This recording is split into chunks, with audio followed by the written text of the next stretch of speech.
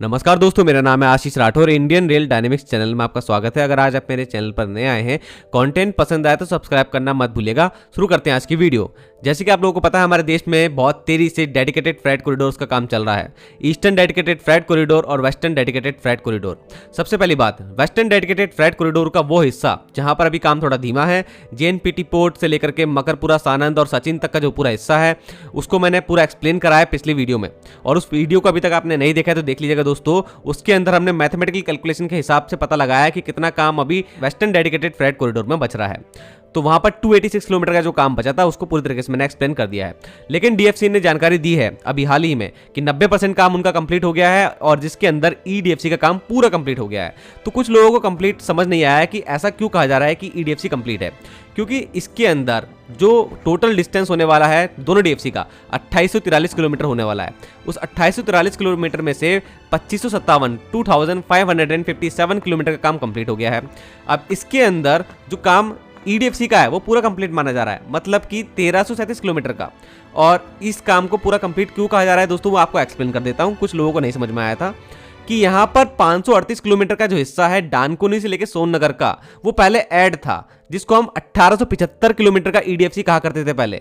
लेकिन वो हिस्सा पीपीपी मॉडल पर बनना था, उसकी फंडिंग पीपीपी मॉडल के जरिए होनी थी। स्टेट गवर्नमेंट ने वहां सपोर्ट नहीं किया, पश्चिम बंगाल की, और साथ में ही कोई प्राइवेट प्लेयर भी नहीं आया पैसा लगाने के लिए। यही कारण है वो प्रोजेक्ट नहीं हो पाया। लेकिन उसकी जगह पे इंडियन रेलवेज सोननगर से डानकुनी और अंदल तक जो पूरा ट्रैक है इंडियन रेलवे का, वहां पे मल्टी ट्रैकिंग कर रहे हैं, ताकि उस मल्टी ट्रैकिंग का फायदा उठा सके हमारा डेडिकेटेड फ्रेट कॉरिडोर भी, जो कि ईडीएफसी होगा। तो ये एक तरह से प्लान है, और जो कि बहुत तेजी से चल रहा है, काम भी हो रहा है, फंड भी मिल चुका है, और 2024 में ये काम कंप्लीट कर लिया जाएगा, ऐसी बातें बताई भी जा रही हैं।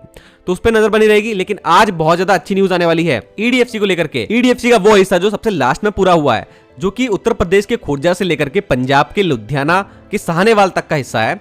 ये लगभग 401 किलोमीटर का हिस्सा है। और देखते ही देखते यहाँ पर बहुत जल्दी ही ट्रैक डल गए, और ट्रैक डलने के बाद में पूरा ईडीएफसी 1337 किलोमीटर का कंप्लीट हो गया, और इलेक्ट्रिफिकेशन भी हो गया, और कुछ ट्रायल भी लिए गए। लेकिन इस हिस्से में मेजर ट्रायल्स अब शुरू हुए हैं, वही आपको बताने जा रहा हूं। देखिए, न्यू खतौली मुजफ्फरनगर में जो पड़ता है, न्यू पिलखनी सहारनपुर में जो पड़ता है, उसके बीच में लगभग 100 या 105 किलोमीटर का जो डिस्टेंस है, वहां पर अभी से 3 महीने पहले 2 लोकोमोटिव को ज्वाइन करके ट्रायल लिया गया था। और ये बात उस दिन पक्की हो गई थी कि इन दोनों के बीच में जो फाइनल ट्रैक डलना था, अब उस पर ट्रेन चल सकती है। लेकिन आज जाकर के एक बहुत ही बड़ा ट्रायल 59 बॉक्सोन वैगन के साथ में लिया गया। ये कोल लोडेड बॉक्सोन थे। ये फ्रेट ट्रेन चली इन दोनों स्टेशंस के बीच में, और यहां पर ये सक्सेसफुली चल पाई। और आज ये क्लियर हो गया है कि ईडीएफसी का खतौली और पिलखनी भी अब पूरी तरीके से ट्रेन को चलने के लिए लायक हैं। और इसके साथ में ही अब ऊपर का हिस्सा, जो कि न्यू पिलखनी सहारनपुर का, वहां से लेकर के पंजाब के लुधियाना, जहां से ये ईडीएफसी चालू हुआ है, वहां के न्यू खन्ना स्टेशन, जो कि न्यू सानेवाल के नजदीक ही पड़ता है, वहां से ट्रायल शुरू हुआ है एक और। वो ट्रायल था 179 किलोमीटर का, न्यू पिलखनी से न्यू खन्ना स्टेशन तक का ट्रायल। यहां पर खास बात यह रही, शेषनाग ट्रेन को यहां उतारा गया। जी हां दोस्तों, शेषनाग ट्रेन, जिसके अंदर 3 गुड्स ट्रेन को ज्वाइंट किया गया। और यहां पर WAG-9 लोकोमोटिव की उपयोगिता आप लोगों को समझ में आ जाएगी। जैसे आप लोग बैकग्राउंड में देख पा रहे हैं किस तरीके से इतनी लंबी ट्रेन निकल रही है। स्पीड इतनी अच्छी है कि आप लोगों को यहां पर देखते ही बनता होगा, ज्यादा लोकोमोटिव की जरूरत भी नहीं पड़ी। WAG-9 ही कैपेबल है, क्योंकि यहां पर ट्रैक इतने ज्यादा अच्छे हैं जो कि फ्रेट ट्रेन को बहुत ज्यादा सपोर्ट करते हैं। मैंने जितने भी यहाँ पर वैगन गिन पाए हैं, ये 150 प्लस वैगन मुझे लग रहे हैं। अब आपका काम है इसको गिनिए और बताइए कितने वैगन एग्जैक्टली यहाँ पर जा रहे हैं।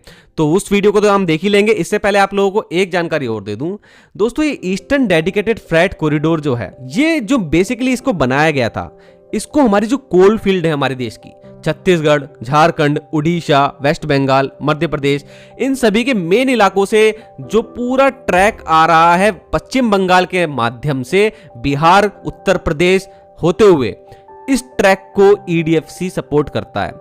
यहां से कोयला सीधा दिल्ली एनसीआर के इलाके में और हमारे भारत के मिड में जो बहुत इंपॉर्टेंट इंडस्ट्रियल एरिया है वहां तक लाना था। ईडीएफसी एक बहुत बड़ा गेम चेंजर होने वाला है हमारे इंडस्ट्रीज के लिए दिल्ली एनसीआर की। और ईडीएफसी से जो कोयला आएगा, अब यहां पर ये जो ट्रायल हो रहे हैं ना इतने बड़े बड़े शेषनाग ट्रेन के, ये एक बहुत बड़ा इंडिकेशन दे रहे हैं कि बहुत जल्द एक बहुत बड़ा ऑपरेशन शुरू होने वाला है ईडीएफसी के अंदर, पंजाब से लेकर के बिहार के सोननगर तक, और फिर कोयले की मालगाड़ियां बहुत ही आराम से छत्तीसगढ़, पश्चिम बंगाल, झारखंड के रास्ते बिहार होते हुए, उत्तर प्रदेश होते हुए हमारे मेन इंडस्ट्रीज तक पहुंचेंगी।